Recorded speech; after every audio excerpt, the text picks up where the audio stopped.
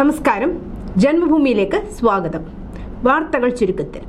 അഹമ്മദാബാദിലെ നരേന്ദ്രമോദി സ്റ്റേഡിയത്തിൽ നടന്ന T20 ലോകകപ്പ് ഫൈനലിൽ ന്യൂസിലാൻഡിനെതിരെ 96 റൺസിന്റെ പടുകൂറ്റൻ വിജയം നേടി ഇന്ത്യ കിരീടം സ്വന്തമാക്കി.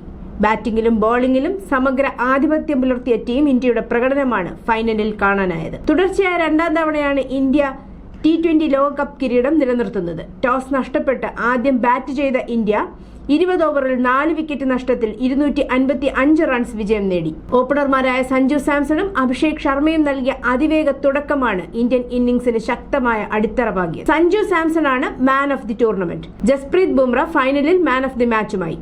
ഈ ലോകകപ്പിൽ തുടർച്ചയായ 3ാം അർദ്ധ സെഞ്ചുറിയുമായാണ് സഞ്ജു ഇന്നലെ കിരീട സ്വപ്നം സഫലമാക്കുന്നതിൽ മുന്നണി പോരാളിയായത്. ടീമിനെ കേന്ദ്ര ആഭ്യന്തരമന്ത്രി അമിത് ഷാ അഭിനന്ദിച്ചു. വിജയത്തിന് ശേഷം അമിത് ഷാ വികാരാധീനനായി ജയ്ഷായെ കെട്ടിപ്പിടിച്ചു. ഈ ചിത്രം ഇപ്പോൾ സമൂഹ മാധ്യമങ്ങളിൽ വൈറലാണ്. തിരുവനന്തപുരം നെടുമങ്ങാട് ബൈക്കുകൾ തമ്മിൽ കൂട്ടിയിടിച്ചുണ്ടായ അപകടത്തിൽ 3 യുവാക്കൾ മരിച്ചു. ആര്യനാട് നെടുമങ്ങാട് റോഡിൽ ഉഴമലയ്ക്കൽ ആശുപത്രിക്ക് സമീപത്തായിരുന്നു സംഭവം. കുളപ്പട പാതിരിമൂല സ്വദേശിയായ ശ്രീലാൽ, കുളപ്പട മൊന്തിയോട് സ്വദേശിയായ രാജേഷ്, കുളപ്പട പത്തേക്കർ സ്വദേശിയായ ബിനോയ് എന്നിവരാണ് മരിച്ചത്. മറ്റൊരു ബൈക്ക് യാത്രക്കാരനായ പരുത്തിക്കുഴി ബൈബിൾ കോളേജിന് സമീപം അഭിനവ് തിരുവനന്തപുരം മെഡിക്കൽ കോളേജിൽ ചികിത്സയിലാണ്. ഇന്നലെ രാത്രി 10:45ഓടെ അമിത വേഗതയിൽ കുതിച്ചെത്തിയ ബൈക്കുകൾ കൂട്ടിയിടിക്കുകയായിരുന്നു. ശബരിമലയിൽ ഒരു ദിവസം ഒന്നിലധികം പടിപൂജ നടത്താൻ കഴിയില്ലെന്ന് തന്ത്രി കണ്ഠര് മഹേഷ് മോഹനർ. അതേസമയം ഒരു ദിവസത്തെ പടിപൂജയ്ക്ക് ഒന്നിലധികം വഴിപാടുകാരെ ഉൾപ്പെടുത്താനാകും. കൂടിയാലോചനയിലൂടെ തിരുവിതാംകൂർ ദേവസ്വം ബോർഡാണ് ഇക്കാര്യത്തിൽ അന്തിമ തീരുമാനമെടുക്കേണ്ടതെന്നും തന്ത്രി ഒരു മാധ്യമത്തോട് പറഞ്ഞു. ആചാരപരമായ തടസ്സമില്ലെങ്കിൽ ദിവസവും ഒന്നിലധികം പടിപൂജ നടത്താനാകുമോ എന്ന് തന്ത്രിയുമായി ആലോചിച്ച് തീരുമാനമെടുക്കാൻ ഹൈക്കോടതി കഴിഞ്ഞ ദിവസം നിർദ്ദേശിച്ചിരുന്നു.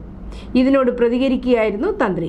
ആചാരകാര്യങ്ങളിൽ മാത്രമാണ് തന്ത്രി എന്ന നിലയിൽ അഭിപ്രായം പറയാൻ കഴിയുക എന്നും കണ്ഠര് മഹേഷ് മോഹനർ പറഞ്ഞു. വിവാഹ വാഗ്ദാനം നൽകി യുവതിയെ പീഡിപ്പിക്കുകയും 16 ലക്ഷം രൂപ തട്ടിയെടുക്കുകയും ചെയ്ത കേസിൽ സുവിശേഷകൻ പിടിയിൽ. തിരുവനന്തപുരം അഞ്ചുതെങ്ങ് രോഹിണി ഭവനത്തിൽ പാസ്റ്റർ സാം ഹാർട്ടറെയാണ് ഇരിങ്ങാലക്കുടയിൽ നിന്ന് പന്തളം പോലീസ് അറസ്റ്റ് ചെയ്തത്. വിദേശത്ത് നഴ്സായ യുവതിയാണ് പരാതിക്കാരി. കോടതിയിൽ ഹാജരാക്കിയ പ്രതിയെ റിമാൻഡ് ചെയ്തു. വലിയ സുവിശേഷ യോഗങ്ങൾ സംഘടിപ്പിച്ചിരുന്ന പാസ്റ്റർ സാം ഹാർട്ടർ സുവിശേഷ യോഗത്തിൽ പങ്കെടുക്കുന്നതിനിടെയാണ് യുവതിയുമായി അടുപ്പത്തിലായത്. വിവാഹിതനായ ഇയാൾക്ക് 11 വയസ്സുള്ള കുട്ടിയുണ്ട്. നിലവിൽ മറ്റൊരു യുവതിക്കൊപ്പമാണ് കഴിയുന്നത്. ഈ ബന്ധത്തിലും ഇയാൾക്കൊരു കുട്ടിയുള്ളതായി പോലീസ് പറയുന്നു. ഇയാൾക്കെതിരെ പത്തനംതിട്ട, തിരുവല്ല പോലീസ് സ്റ്റേഷനുകളിൽ സാമ്പത്തിക തട്ടിപ്പിനും കേസുകൾ നിലവിലുണ്ട്. 1 രൂപ നോട്ടുമായി ആദ്യമെത്തുന്ന 100 പേർക്ക് 1000 മുതൽ 2000 രൂപ വിലയുള്ള ഷൂവും, പിന്നീടെത്തുന്ന 100 പേർക്ക് 2000 രൂപയുടെ വാച്ചും ചെരുപ്പുകടയുടെ ഉദ്ഘാടന ഓഫർ കണ്ട് പുലർച്ചെ 3 മുതൽ എരച്ചെത്തിയ ആയിരങ്ങൾക്ക് കിട്ടിയത് പോലീസിന്റെ രാത്തിയടി സമ്മാനം. തിരക്ക് നിയന്ത്രണാതീതമായതോടെ ഉന്തും തള്ളുമുണ്ടായതോടെ പോലീസ് ലാത്തി വീശുകയായിരുന്നു. നിരവധി പേർക്ക് പരിക്കേറ്റു. കടയുടമകളെ കസ്റ്റഡിയിലെടുത്തു. ഭൂട്ടാൻ വാഹനക്കടത്ത് കേസിലെ കസ്റ്റംസ് അന്വേഷണത്തിൽ പുറത്തുവരുന്നത് രാജ്യത്തെ ഏറ്റവും വലിയ വാഹന കള്ളക്കടത്ത് മാഫിയയുടെ വേരുകൾ. വടക്കുകിഴക്കൻ സംസ്ഥാനങ്ങൾ മുതൽ കേരളം വരെ നീളുന്ന കണ്ണികളാണ് ഈ മാഫിയയ്ക്കുള്ളതെന്ന് Kochi customs preventive operation Numkhor അന്വേഷണത്തിലൂടെ വ്യക്തമാകുന്നു. ഇതുമായി ബന്ധപ്പെട്ട് റിപ്പോർട്ട് കൊച്ചി കസ്റ്റംസ് പ്രിവെന്റീവ് സംഘം മറ്റ് അന്വേഷണ ഏജൻസികൾക്ക് ഉടൻ കൈമാറും. വ്യാജ രജിസ്ട്രേഷൻ വാഹനങ്ങൾ രാജ്യം മുഴുവൻ വിറ്റത് ദേശസുരക്ഷയ്ക്ക് കടുത്ത വെല്ലുവിളിയാണ് ഉയർത്തുന്നതെന്നും കസ്റ്റംസ് ചൂണ്ടിക്കാട്ടുന്നു. ആർ ബാലകൃഷ്ണപിള്ള 64 വർഷം കൊണ്ട് കെട്ടിപ്പടുത്തതാണ്. ആരുടെയും പിരിവെടുത്തിട്ടല്ല കേരളത്തിലെ ഏറ്റവും സമ്പന്നമായ ഈ താലൂക്ക് യൂണിയൻ ഉണ്ടാക്കിയെടുത്തതെന്ന് മന്ത്രി KV ഗണേഷ് കുമാർ. അത് അടിച്ചുമാറ്റാൻ ആരെങ്കിലും ശ്രമിക്കുന്നുണ്ടാവും. അത് എന്നോട് ചോദിച്ചിട്ട് കാര്യമില്ല. NSSലോ നായന്മാർക്കിടയിലോ പ്രശ്നവുമില്ല. തെരഞ്ഞെടുപ്പ് വരുമ്പോൾ ഞാനാണ് സ്ഥാനാർത്ഥി. പത്മ കഫേ നിർമ്മാണത്തിൽ ഉയർന്ന അഴിമതി സംബന്ധിച്ചും താലൂക്ക് യൂണിയൻ ഭരണസമിതി അംഗത്തെ കേരള കോൺഗ്രസ് ബീക്കാർ മർദ്ദിച്ച സംബന്ധിച്ചും മാധ്യമപ്രവർത്തകരുടെ ചോദ്യങ്ങളോട് പ്രതികരിക്കുകയായിരുന്നു ഗണേഷ് കുമാർ. താലൂക്ക് ഭരണസമിതി അംഗത്തെ മർദ്ദിച്ചതിനു പിന്നിൽ ഞാനല്ല, എന്റെ പേഴ്സണൽ സ്റ്റാഫ് അംഗങ്ങളല്ല. ഇത് കോൺഗ്രസിന്റെ വക്രബുദ്ധിയാണെന്നും ഗണേഷ് കുമാർ പറഞ്ഞു. കോഴിക്കോട് പുഷ്പ ജംഗ്ഷന് സമീപം ഫ്രാൻസിസ് റോഡിലെ സെയിന്റ് പാട്രിക് ചർച്ചിന് തീവെച്ചയാൾ പിടിയിൽ. ഒഡീഷ സ്വദേശി തങ്കവില്ല ബദനയിലെ ജയന്ത് നായിക്കാണ് അറസ്റ്റിലായത്. ഇയാൾ സ്റ്റേഡിയത്തിന് സമീപത്തെ ഒരു ഹോട്ടലിൽ ക്ലീനിംഗ് ജീവനക്കാരനാണ്. കോഴിക്കോട്ടെത്തിയിട്ട് 3 മാസമേ ആയിട്ടുള്ളൂ. ശനിയാഴ്ച പുലർച്ചെ ഇയാൾ മതിൽ ചാടി വന്ന് തീവെക്കുകയായിരുന്നു. പള്ളിയിലെ CCTVയിൽ മുഴുവൻ ദൃശ്യങ്ങളും വ്യക്തമായിരുന്നു. പുഷ്പ ജംഗ്ഷന് സമീപത്ത് നിന്നാണ് ഇയാളെ പിടികൂടിയത്. പ്രതി ലഹരിക്ക് അടിമയാണെന്നും പോലീസ് പറഞ്ഞു.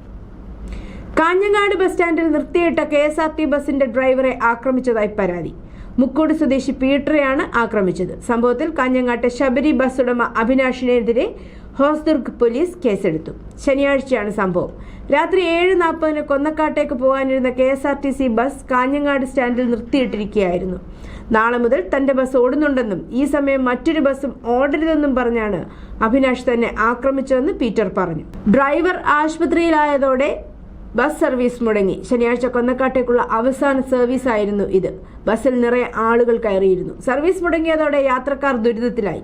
ഈ ബസ് കൊന്നക്കാട്ടേക്ക് പോകാതിരുന്നതിനാൽ ഞായറാഴ്ച രാവിലെയുള്ള ആദ്യ സർവീസും മുടങ്ങി. ഫറൂഖ് പന്നിയങ്കര ഭാഗത്ത് ബൈക്ക് മോഷണം നടന്ന പരാതിയിൽ അസിസ്റ്റന്റ് കമ്മീഷണർ A. പ്രേംജിത്തിന്റെ നേതൃത്വത്തിലുള്ള ഫറൂഖ് ക്രൈം സ്ക്വാഡും Farook sub inspector Sajini TM എന്നിവരുടെ നേതൃത്വത്തിലുള്ള ഫറൂഖ് പോലീസും ചേർന്ന് അന്വേഷിച്ചിറങ്ങിയപ്പോൾ എത്തപ്പെട്ടത് കുട്ടിമോഷ്ടാക്കളിൽ.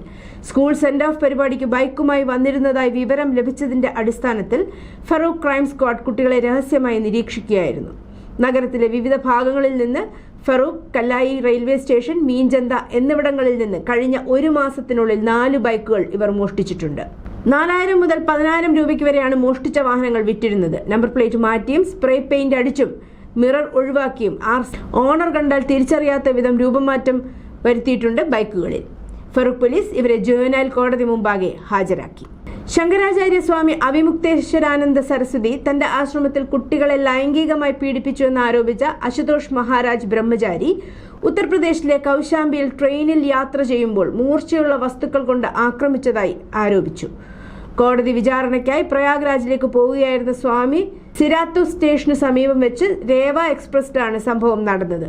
റിപ്പോർട്ടുകൾ പ്രകാരം ടോയ്ലറ്റിൽ പോയപ്പോൾ ഒരു കൂട്ടം ആളുകൾ അദ്ദേഹത്തെ ആക്രമിച്ചു. ആക്രമണത്തിൽ തനിക്ക് പരിക്കേറ്റുവെന്നും ടോയ്ലറ്റിൽ പൂട്ടിയിട്ട് സ്വയം രക്ഷപ്പെട്ടുവെന്നും അദ്ദേഹം അവകാശപ്പെട്ടു. പിന്നീട് അക്രമികൾ തന്റെ മൂക്ക് മുറിക്കാൻ ശ്രമിച്ചുവെന്ന് ആരോപിച്ച് രക്തം പുരണ്ട വസ്ത്രത്തോടെ പോലീസ് സ്റ്റേഷനിലെത്തിയാണ് ഇദ്ദേഹം പരാതി നൽകിയത്. ഡാർക്ക് വെബ് മാർഗം രാജ്യത്തുടനീളം ലഹരിമരുന്ന് കച്ചവടം നടത്തിയിരുന്ന ടീം കൽക്കി എന്ന കുപ്രസിദ്ധ സംഘത്തെ നാർക്കോട്ടിക് കൺട്രോൾ ബ്യൂറോ പിടികൂടി. 3 മാസം നീണ്ട അതീവ രഹസ്യമായ ഓപ്പറേഷനിലൂടെയാണ് ടീം കൽക്കി സംഘത്തലവൻ അനുരാഗ് താക്കൂർ, കൂട്ടാളി വികാസ് റാത്തി എന്നിവരെ അടക്കം പിടികൂടിയത്. ഡൽഹിയിൽ നിന്നാണ് ഇവരെ അറസ്റ്റ് ചെയ്തത്. ഇവരിൽ നിന്ന് വൻതോതിൽ LSD, MDMA, ചരസ് തുടങ്ങിയ മാരക ലഹരി വസ്തുക്കൾ NCB ഉദ്യോഗസ്ഥർ പിടികൂടി.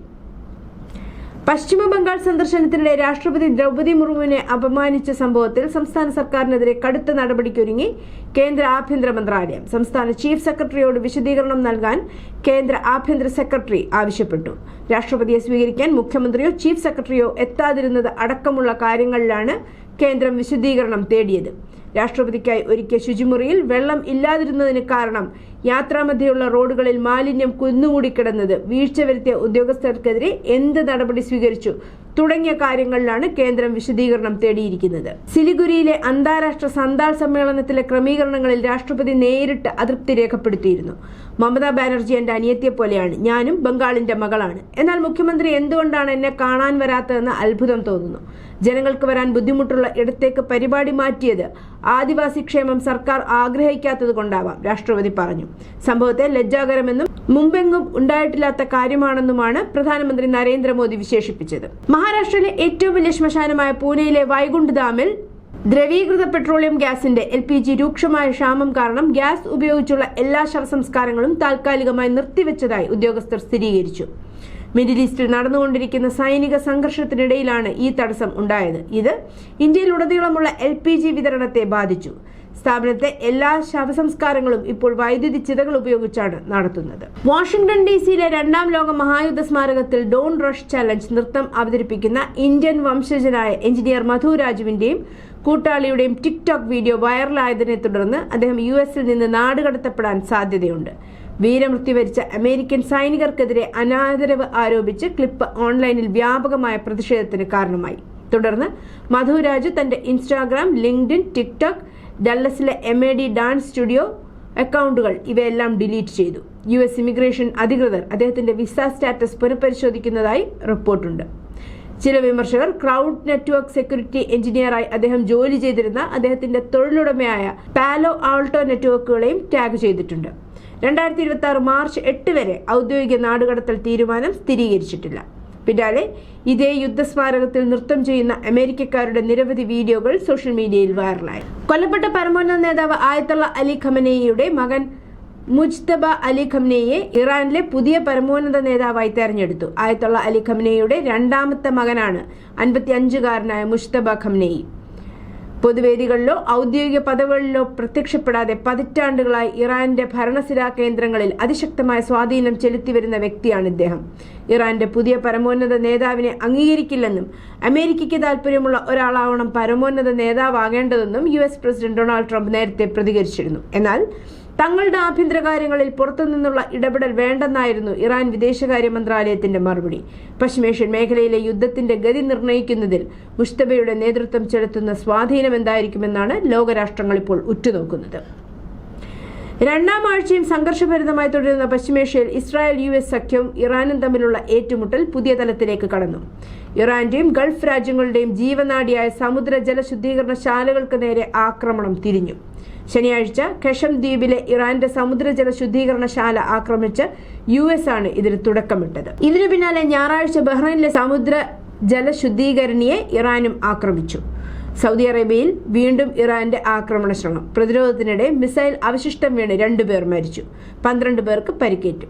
സൗദിയിലെ അൽ ഖർജയിലെ റെസിഡൻഷ്യൽ മേഖലയിലാണ് സംഭവം. അതിനിടെ ഒരു ഇന്ത്യൻ പൗരൻ മരിച്ചുവെന്ന റിപ്പോർട്ടുകൾ റിയാദിലെ ഇന്ത്യൻ എംബസി നിഷേധിച്ചു. ആക്രമണത്തിൽ പരിക്കേറ്റ ഒരു ഇന്ത്യക്കാരൻ നിലവിൽ അൽ ഖർജയിലെ ഒരു സർക്കാർ ആശുപത്രിയിൽ ചികിത്സയിലാണെന്നും എംബസി അറിയിച്ചു.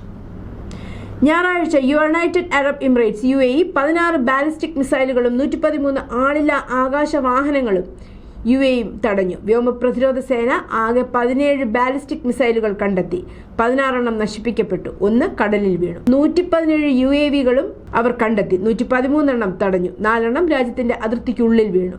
പ്രതിരോധ മന്ത്രാലയം പുറത്തിറക്കിയ 40 സെക്കൻഡ് ദൈർഘ്യമുള്ള കറുപ്പും വെളുപ്പും നിറത്തിലുള്ള വീഡിയോയിൽ UAEയുടെ വ്യോമ പ്രതിരോധ സംവിധാനങ്ങൾ ഇറാനിയൻ UAVകളെ തടയുന്നതും നശിപ്പിക്കുന്നതും കാണിച്ചു. News desk Janmabhumi.